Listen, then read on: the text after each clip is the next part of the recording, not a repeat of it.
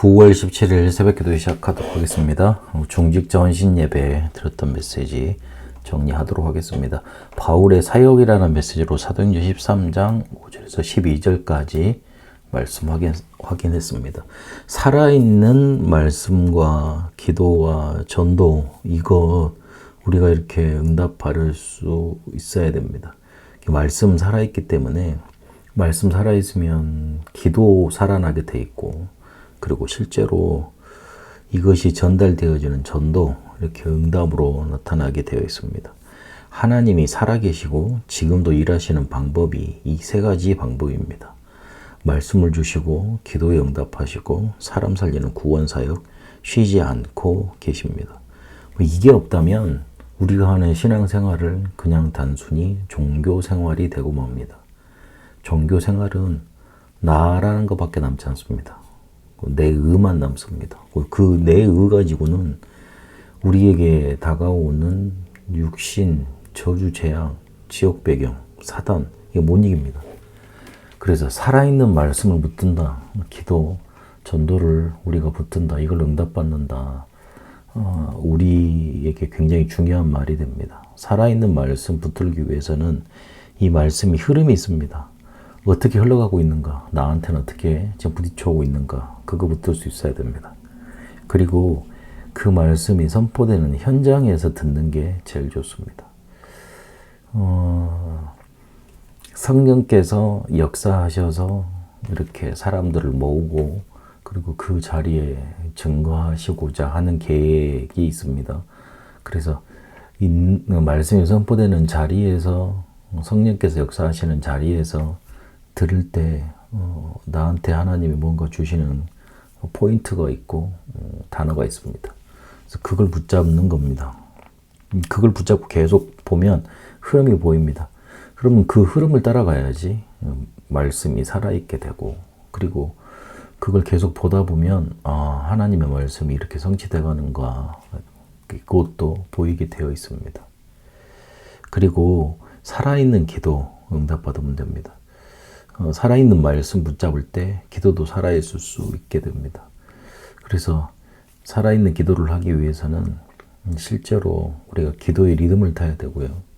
그리고 기도는 영을 살리는 호흡이기 때문에 이거를 육신 살릴 수 있는 긴 호흡과 연결을 해서 조금만 인도받을 수 있으면 굉장히 큰 도움을 받을 수 있고, 그리고 하나님이 원하시는 기도 속으로 들어갈 수 있게 됩니다.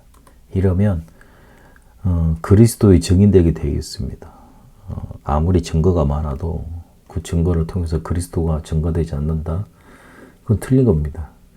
그리스도가 증거되게 되어 있습니다. 이럴 때 사람 살리는 일이 일어나게 되어 있습니다. 바울이 이 세 가지를 붙잡고 계속 응답을 받아갔습니다. 그러니 자기에게 반드시 해야 될 일, 그리고 자기가 하지 않으면 안 되는 일, 이게 붙잡혀졌습니다. 내 이름을 이방인과 임금들과 이스라엘 자손들에게 전하기 위해 택한 나의 그릇이라. 자기가 해야 될 것 붙잡게 됐고요. 그리고 그걸 할 수 있는 말씀과 기도와 전도의 응답 붙잡았던 겁니다. 바울이 이 영적인 문제에 대해서 답을 실제로 얻었습니다. 엘리트 병이 있었고 뭔가 이렇게 모르는 영적인 고통이 심했고요. 그리고 하나님 잘 섬기는데 종교인의 병이 심했습니다.